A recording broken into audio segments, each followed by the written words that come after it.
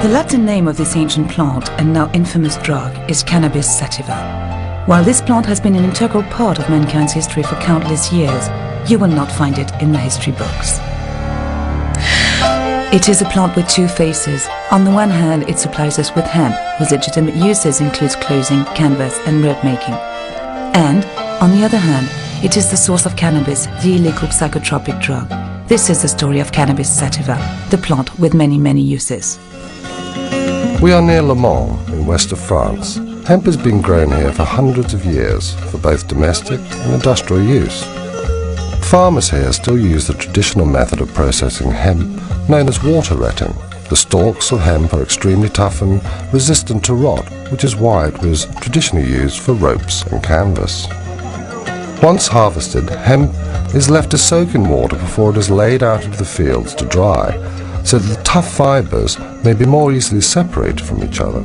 Even today, hemp fibres are broken down by hand, although an experienced hemp breaker can break from 100 to 200 pounds of hemp a day. This method still adds to the production cost.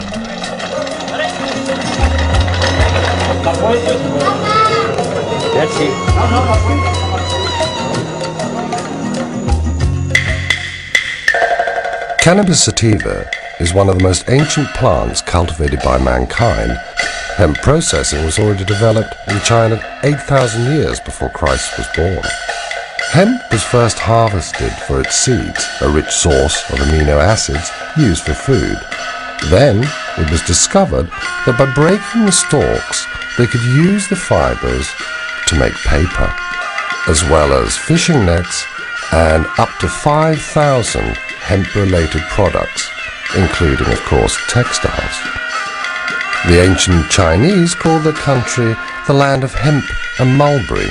Mulberry leaves were used to feed silkworms, from which was produced the precious silk that only the rich and powerful could afford. Everyone else wore hemp clothing.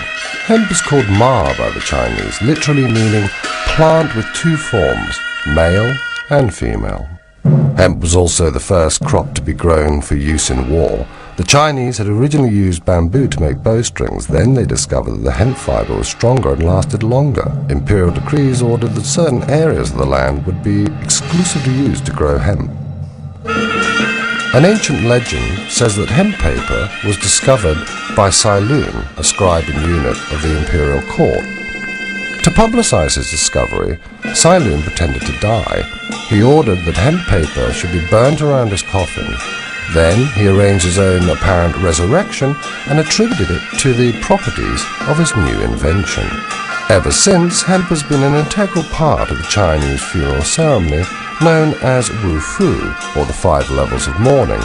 This code lays down, among other things, that the family wear different hemp clothes corresponding to their relation with the deceased. The Chinese jealously kept the secret of papermaking for centuries. It wasn't until the 5th century that this knowledge was passed on to other countries, finally appearing in Europe in the 8th century.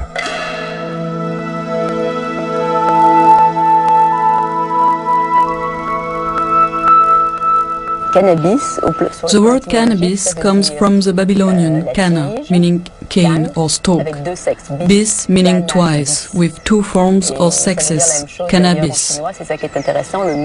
Interestingly, it has the same meaning in Chinese. The word ma is a word from a completely different culture, yet it means exactly the same. Ma means the plant from which we take the fibers and which has 2 sexes. For good hemp, you have to look for rich, strong fibers, and these attributes are most marked in the male plant. The female plant, on the other hand, is a plant used in smoking, because all the psychoactive substances concentrate there. It is a plant with 2 sexes, 2 attributes. This is something completely fundamental.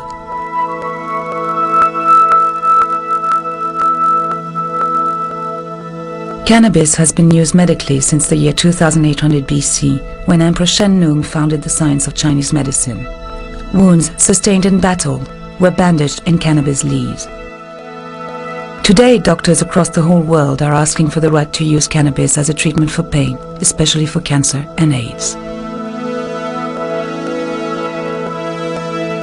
I'm a cannabis user. I've been using cannabis since I was approximately 9 years old. I've had cancer 10 times. It first occurred in my spine when I was 2 years old. I had a spinal fusion which fused my first 5 vertebrae together.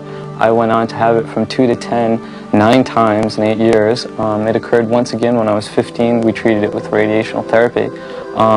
Through the years I've gone through radiational therapy, chemotherapy, and numerous forms of surgery. And I stumbled upon cannabis once after radiational therapy use. It alleviated my dizziness and nausea, just the secondhand smoke, and it also increased my appetite.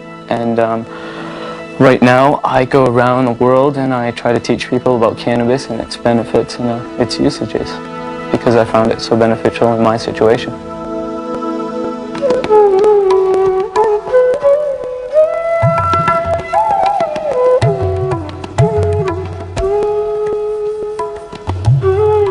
Cannabis was also grown in the foothills of the Indian continent, today's Kazakhstan, Pakistan, Nepal and Kashmir.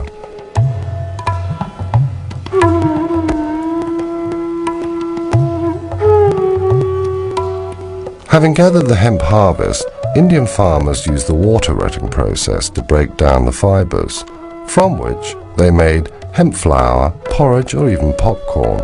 The seeds were also used for food and to make unsaturated oil.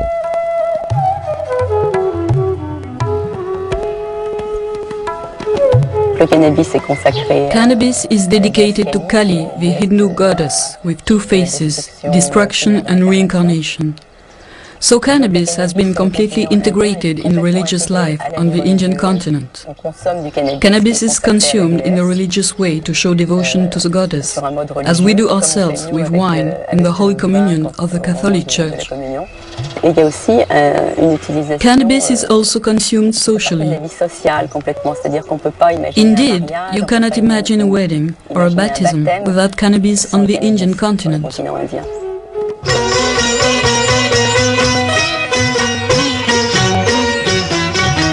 Hey man, try some of this. It's absolutely dynamite. Oh yeah?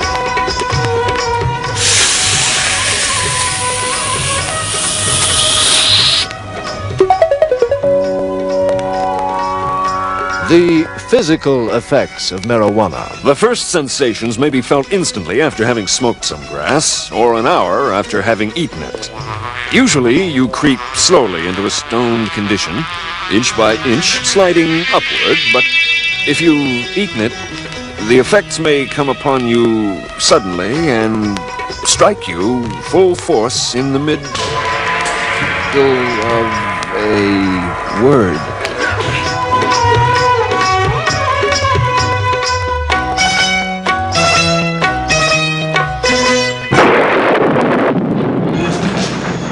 In the 3rd century AD, the Roman Emperor Gallian encouraged cannabis use, which he thought would make his people happy. In a declining empire, the Romans turned increasingly to the Oriental gods, Mithras and Zoroaster. Christianity was gaining ground, partly because it incorporated elements of these Oriental religions, but not the use of cannabis. The Roman Empire really went to war on hemp.